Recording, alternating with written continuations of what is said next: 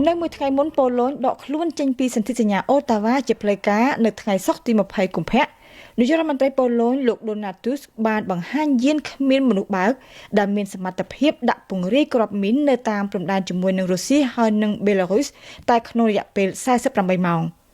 ចំពោះប្រមុខរដ្ឋាភិបាលប៉ូឡូញការដកខ្លួនចេញពីសន្ធិសញ្ញាហាមឃាត់ការប្រើប្រាស់គ្រាប់មីនប្រឆាំងមនុស្សគឺអនុញ្ញាតឲ្យប៉ូឡូញនេះអាចផលិតនិងដាក់ពង្រាយគ្រាប់មីនដើម្បីសន្តិសុខនឹងការពារព្រំដែនប្រទេសប៉ូឡូញធ្លាប់បានផ្ដល់សច្ចាប័នដល់សន្ធិសញ្ញាអូតាវ៉ាកាលពីឆ្នាំ2012ហើយបានដាក់គោលដៅបំផ្លាញឲ្យអស់គ្រាប់មីនពីក្នុងឃ្លាំងនៅក្នុងឆ្នាំ2016ក៏ប៉ុន្តែនៅចំពោះមុខនៃសង្គ្រាមរុស្ស៊ីឈ្លានពានអ៊ុយក្រែនដែលបានអូសបន្លាយពេលវេលាអស់4ឆ្នាំមកនេះប៉ូឡូញបានចូលរួមជាមួយនឹងប្រទេសអឺរ៉ុប4ទៀតដែលមានព្រំដែនជាប់ជាមួយនឹងរុស្ស៊ីហើយនិងបេឡារុស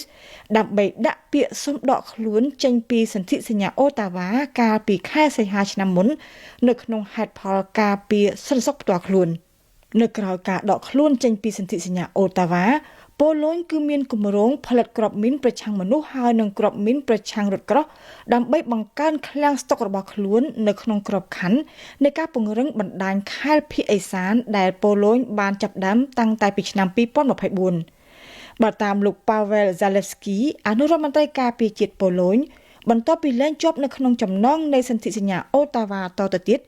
រដ្ឋាភិបាលប៉ូឡូញនឹងសហការជាមួយនឹងក្រុមហ៊ុននៅក្នុងស្រុក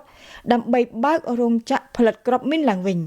គោលដៅគឺដើម្បីមានគ្រាប់មីនគ្រប់គ្រាន់សម្រាប់ដាក់ពង្រាយនៅតាមខ្សែបន្ទាត់ព្រំដែនហើយនឹងអាចនាំចេញទៅប្រទេសអ៊ុយក្រែនបើតាមវ៉ាសូវីគេត្រូវការផលិតគ្រាប់មីននៅក្នុងបរិមាណដ៏ច្រើនដោយមើលទៅលើប្រវែងខ្សែបន្ទាត់ព្រំដែនដែលប៉ូឡូញមានជាមួយនឹងប្រទេសបេឡារុសហើយនឹងកាលីនីនក្រាដទឹកដីរបស់រុស្ស៊ីនៅភាគខាងជើងប៉ូឡូញ